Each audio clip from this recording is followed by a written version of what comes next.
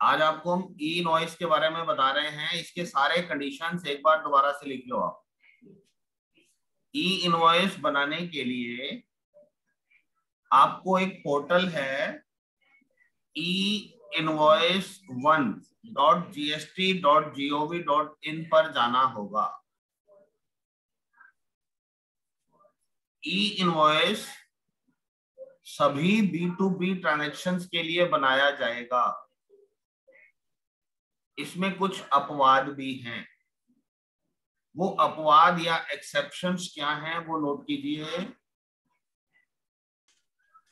वो B2B transactions जो taxable goods के लिए होंगी, केवल उन्हीं के लिए ई इनवॉइस बनाया जाएगा। नील रेटेड या एग्जम्प्टेड गुड्स के लिए ई इनवॉइस नहीं बनेगा।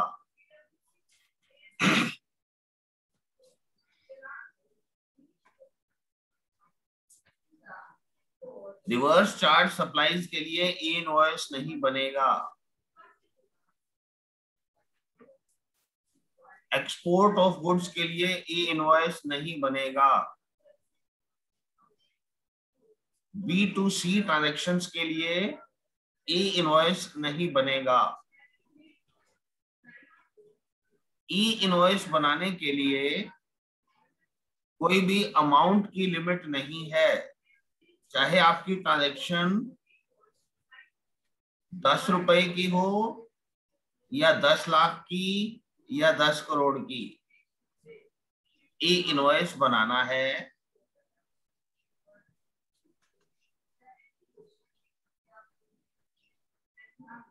ई इनवॉइस बनाने वाला जो पोर्टल हमने अभी आपको बताया, उस पोर्टल का नाम है IRP, इनवॉइस रजिस्ट्रेशन पोर्टल।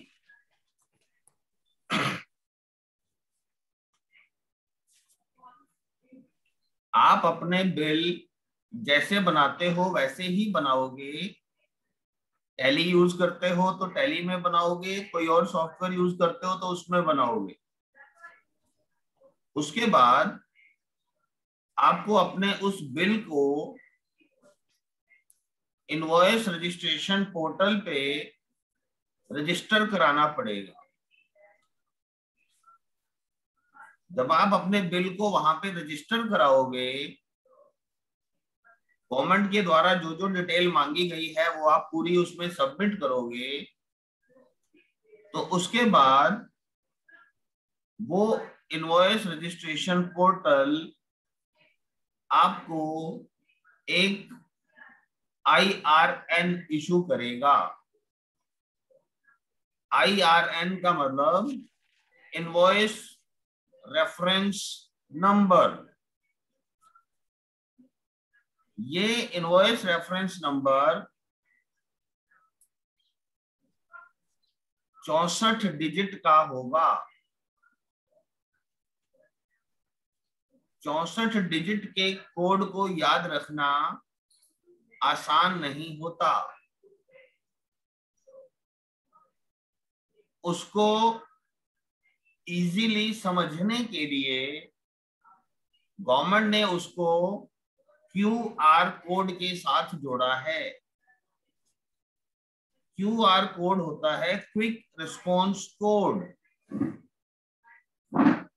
अभी तक आपने QR कोड का प्रयोग पेटीएम, गूगल पे, फोन पे के साथ पेमेंट देने या लेने के लिए यूज किया है।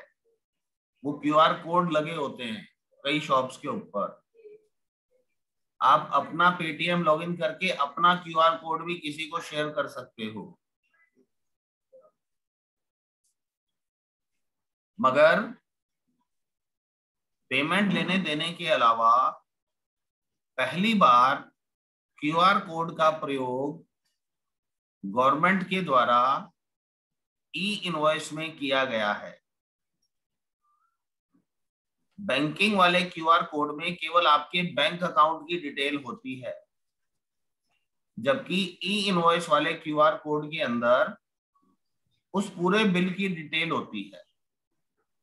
ये पता लगाया जा सकता है उस क्यूआर कोड को स्कैन करके कि पोर्टल के ऊपर इस बिल की क्या क्या इंफॉर्मेशन सेव्ड है, ये बिल किसने किसके लिए काटा, मतलब दोनों का जीएसटी नंबर, उसमें क्या क्या माल है,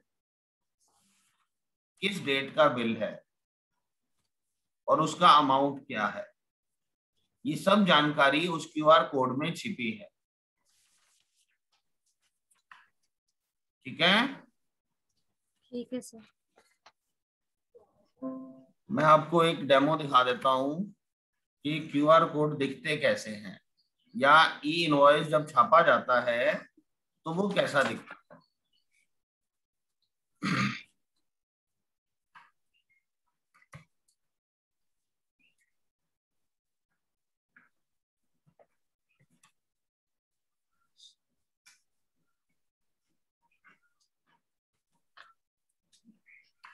ये भी आपके साथ एक स्क्रीन शेयर की जा रही है, उसमें आपको दिखाई देगा कि ई इनवॉइस कैसा दिखता है। ये देखिए, ये ई इनवॉइस टैली कंपनी के द्वारा संयम कंसल्टेंट्स को इशू किया गया है। इसके ऊपर देखो एक IRN नंबर दिया गया है, ये देखिए।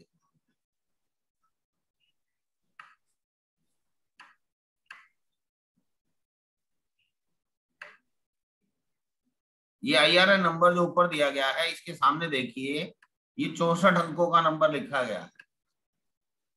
क्या इसको पढ़ पाना और समझ पाना आसान रहेगा? No sir. नहीं। इसी के लिए इसको समझना और इसको डिकोड करने के लिए ये कोड दे दिया आपको, ये क्यूआर कोड है।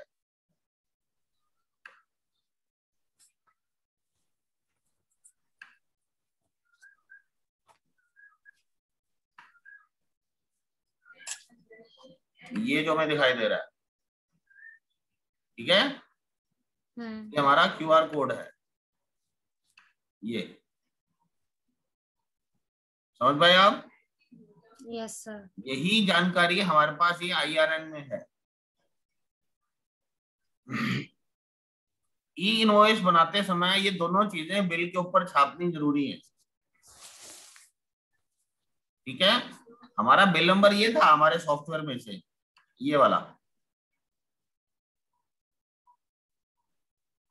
मगर इसको जब हमने ई इनवॉइस वाले पोर्टल पे भेजा, जिसको इनवॉइस रजिस्ट्रेशन पोर्टल कहते हैं, उसने इस बिल नंबर को रजिस्टर करके वापस ये वाला कोड हमें भेजा और वही कोड हमने हमारे इसी बिल नंबर के ऊपर प्रिंट कर दिया। ठीक है, ठीक है सर। ये एक्नॉलेजमेंट नंबर और एक्नॉलेजमेंट डेट है। ये दो चीजें भी हमारे को इनवॉइस रजिस्ट्रेशन पोर्टल ने इशू करी है।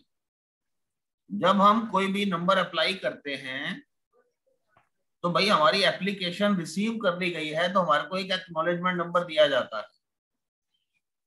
ये आपका रिक्वेस्ट नंबर है कि हाँ जी आपने हमें रिक्वेस्ट किया है इनवॉइस रजिस्ट्रेशन नंबर देने के लिए, तो ये आपका रिक्वेस्ट नंबर है और उसके कंप्लीट होने के बाद IRN जनरेट होता है। ठीक है, तो ओके इस सर। तरीके से अगर हम ये देखें ये कितने रुपए की ट्रांजैक्शन है,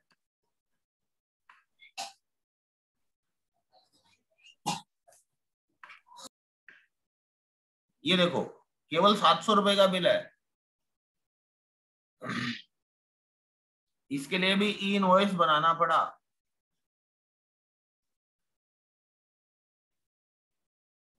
ठीक है, ये B2B ट्रांजैक्शन है। ये देखो ये दोनों पार्टीज के जीएसटी नंबर नीचे लिखे गए हैं।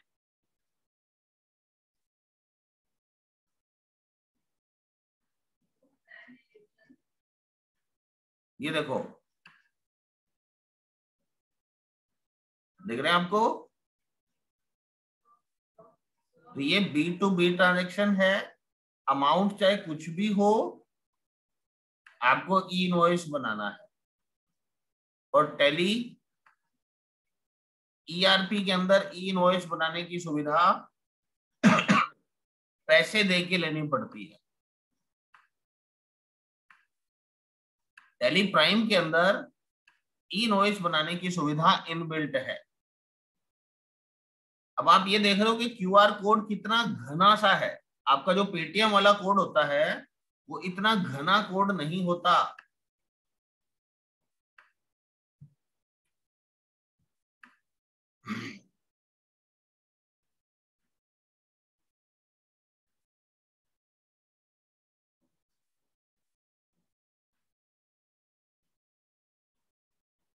पेटीएम वाला कोड इतना घना कोड नहीं होता है।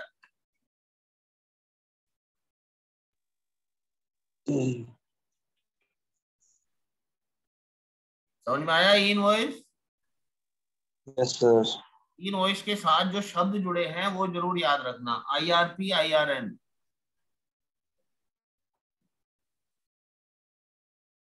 ठीक है? कोई सवाल इससे रिलेटेड?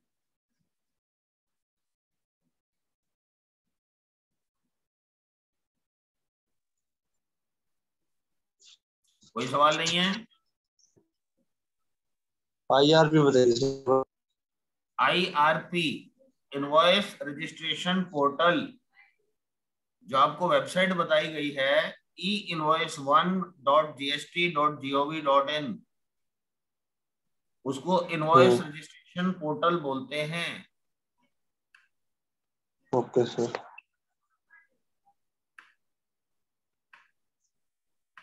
ये देखिए आपके सामने हम ये खोल के दिखाते हैं आपको।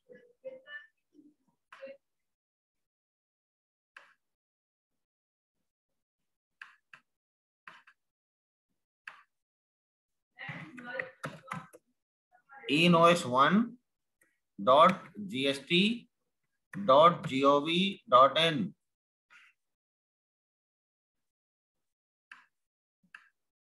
ये ई इनवॉइस बनाने वाला पोर्टल है। ये देखो, goods and service tax e invoice system.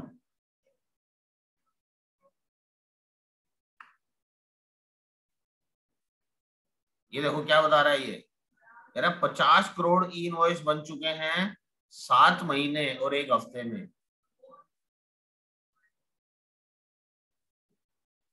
ये देखो, 1/10 को शुरू हुआ 500 करोड़ के लिए, 57 दिनों के अंदर 10 करोड़ इनवॉइस बन चुके थे। फिर अगले 10 करोड़ बनाने के लिए 49 दिन लगे, उससे अगले 10 करोड़ बनाने के लिए 39 दिन लगे, उससे अगले 10 करोड़ 37 दिन में, उससे अगले 10 करोड़ 38 दिन में। अब ये लिमिट भी दिखा रहा है, यहाँ 500 करोड़ थे, यहाँ 100 करोड़ हुए 1 तारीख को, और 1 अप्रैल को ये 50 करोड़ हो गए। अब एक चीज नोट कर लेना, आपके पास 3 पोर्टल हो गए। एक तो जीएसटी पोर्टल, जहां पे हम जीएसटी की रिटर्न फाइल करते हैं। दूसरा ई वे बिल पोर्टल। तीसरा ई इनवॉइस पोर्टल।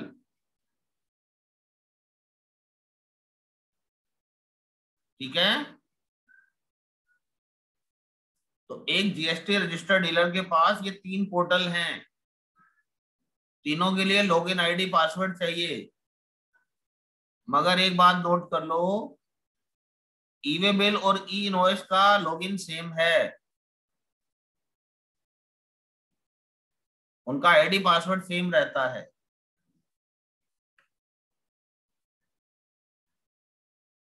ठीक है? ये जब भी किसी को ई इनवॉइस के लिए स्टार्ट करना है तो पहले उसको ई इनवॉइस एनेबलमेंट करनी पड़ती है। अपना जीएसटी नंबर डालेगा तो टैली बता दे, अपना पोर्टल बता देगा कि आप इसके लिए एनेबल किए जा चुके हो या नहीं किए जा चुके। फिर आपसे आपकी टर्नओवर पूछेगा और फिर आपको अलाउ कर देगा। ठीक है?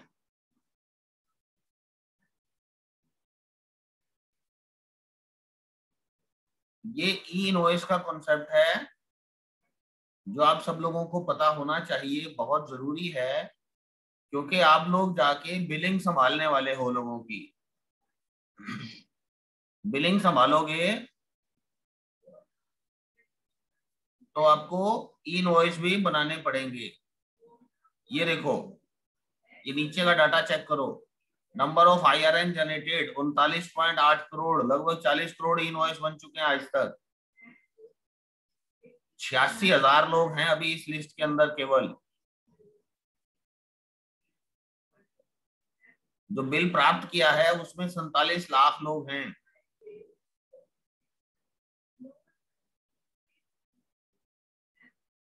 आपको एक डाटा बताया था कि इंडिया में कितने रजिस्टर्ड लोग हैं, लगभग 1.25 करोड़। 1.25 करोड़ लोगों ने GST रजिस्ट्रेशन करा रखा है। अभी ये जो 40 करोड़ बिल बने हैं, कितने लोगों ने बनाए हैं?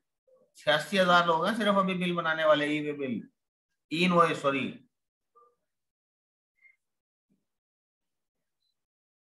समझ रहे हो आप कितना बड़ा आंकड़ा होने वाला है ये? Yes sir.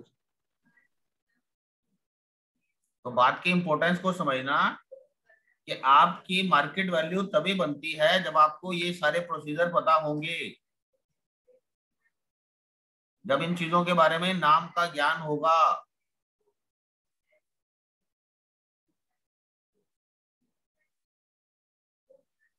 अब इसमें होता क्या है, जैसे ही आप बिल बनाते हैं, बिल बनाते ही उसका ई इनवॉइस बनेगा। वो ई इनवॉइस IRP बना के देगा, इनवॉइस रजिस्ट्रेशन पोर्टल, और वही पोर्टल उस बिल की जानकारी हमारे GST पोर्टल पे भी डाल देगा। ये तीनों पोर्टल आपस में जुड़े हुए हैं। जब हम अपने ई इनवॉइस की एंट्री ई इनवॉइस पोर्टल पे डालेंगे तो वो बिल ऑटोमेटिकली हमारे GST पोर्टल में भी पोस्ट हो जाएगा। हमारे सेल जो है वो कौन से वाले रिटर्न में जाती है?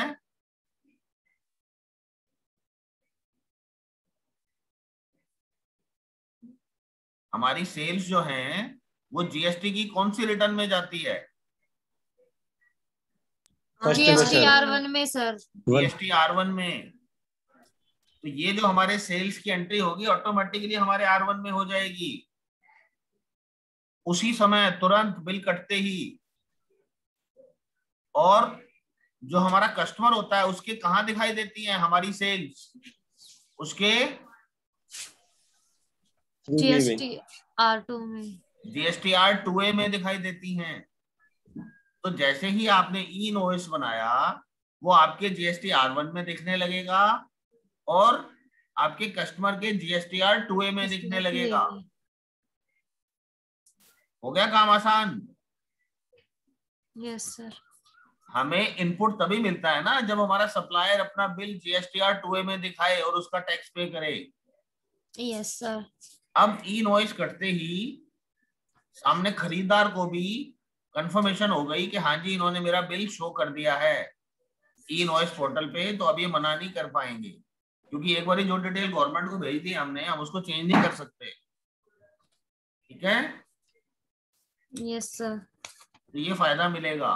और तीसरा पॉइंट, यदि आपका बिल 50,000 से ऊपर हुआ तो ऑटोमेटिकली उसको ई वे बिल पोर्टल से भी लिंक कर दिया जाएगा, उसका ई वे बिल भी बन जाएगा। कितना बढ़िया सिस्टम बना दिया ना। आपने बिल काटा, ई इनवॉइस बनाया, आपके GST पोर्टल में भी चला गया और आपके ई वे बिल पोर्टल में भी चला गया और आपके कस्टमर के GST R2 में भी दिखाई देने लगा। तो ये सारा इंटीग्रेटेड सिस्टम है। ये चीजें टैक्स चोरी को रोकने के लिए, और दूसरा आपके इनपुट टैक्स क्रेडिट जो है ITC, उसका नुकसान ना हो और फास्ट आपको आपकी ITC की कंफर्मेशन मिल जाए, इस पर्पस से ई इनवॉइस सिस्टम लागू किया गया है। गवर्नमेंट को सबसे बड़ा बेनिफिट ये है कि उसकी जो टैक्स कलेक्शन है वो इम्प्रूव हो गई, क्योंकि अब टैक्स की चोरी रुक गई। जो इनवॉइस बन गया उस बिल को आप चेंज नहीं कर सकते। वो बिल बदले नहीं जा सकते। और दूसरा, जो डीलर है उसको बेनिफिट हो गया कि उसकी परचेजेस के लिए अब उसको 1 महीना, 1.5 महीना या 4 महीना इंतजार नहीं करना पड़ेगा। जो हमारे सप्लायर मंथली रिटर्न भरते थे तो वहां से तो हमें 1 महीने बाद रिटर्न का पता लग जाता था, यस सर। और जो हमारे सप्लायर 3 महीने में रिटर्न भरते थे उनका पता हमें लगता था 4 महीने बाद जाके कि उसने इंक्लूड किया कि नहीं किया। तो अब ये सारा काम तुरंत हो जाएगा। ये बेनिफिट है ई इनवॉइस का सभी के लिए। गवर्नमेंट के टैक्स कलेक्शन के जो टारगेट थे वो 1 लाख करोड़ रखे गए थे स्टार्टिंग से ही, जो पिछले 3 साल से 1 या 2 बार पूरे हुए थे सिर्फ। मगर ई इनवॉइस लागू होने से वो लगातार 3 महीने, 4 महीने तक पूरे होते रहे। तो गवर्नमेंट इससे उत्साहित है और जल्दी से जल्दी सभी रेगुलर डीलर्स को ई इनवॉइस कैटेगरी में लाना चाहती है। हम उम्मीद कर रहे हैं कि 1 अप्रैल 2022 तक 5 करोड़ वालों तक को इसमें इंक्लूड कर लिया जाएगा। अभी स्टेप बाय स्टेप चल रहा है। अगर कोविड से ज्यादा नुकसान नहीं हुआ तो ये स्टेप गवर्नमेंट जल्दी उठा ही लेगी। 5 करोड़ तक के व्यापारी इसमें आने वाले हैं। ठीक है बेटा? Okay sir. तो आज का टॉपिक हम यही कवर करते हैं। कोई भी क्वेरी हो आप व्हाट्सएप करके पूछ सकते हो। ओके सर, हाँ जी। ये ईवी बिल और